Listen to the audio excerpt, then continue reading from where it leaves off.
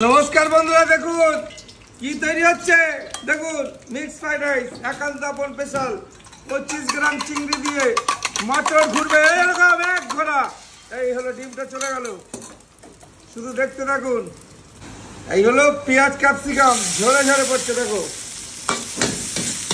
ভাজা হচ্ছে। সবজি দেখুন বিনস গাজর মটরশুঁটি দিয়ে ভেজ সবজিটা কিভাবে ভাজা হচ্ছে। চিকেন চলে গেল, এ হলো মাটন ঝরে ঝরে পড়ছে, রাইসটা চলে গেল।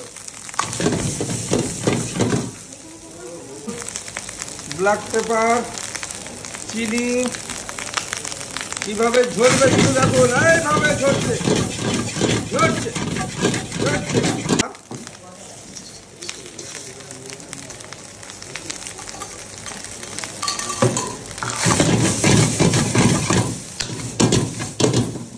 এবার দেবো ঘি। চিংড়ির সাইজটা দেখুন, এই হলো চিংড়ি, এই হলো চিংড়ি ঝরছে।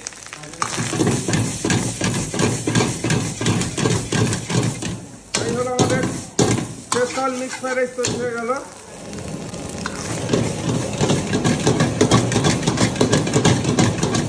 তো আমাদের ফাইনালি মিক্স ফ্রাইড রাইসটা তৈরি হয়ে গেল। শুধু দেখুন এবারে প্যাকিং করছে, আর চিংড়ির সাইজগুলো দেখুন এইভাবে ঝরবে, এইভাবে এইভাবে এইভাবে। আহা হা হা, এই হলো চিংড়ি 25 গ্রাম সাইজের, এইভাবে শুধু ঝরে ঝরে পড়বে। এই হলো আমাদের পার্সেল প্যাকেটটা তৈরি হচ্ছে, আর কিভাবে ঝরছে শুধু দেখুন। একান্ত আপন স্পেশাল ঝরে ঝরে পড়বে।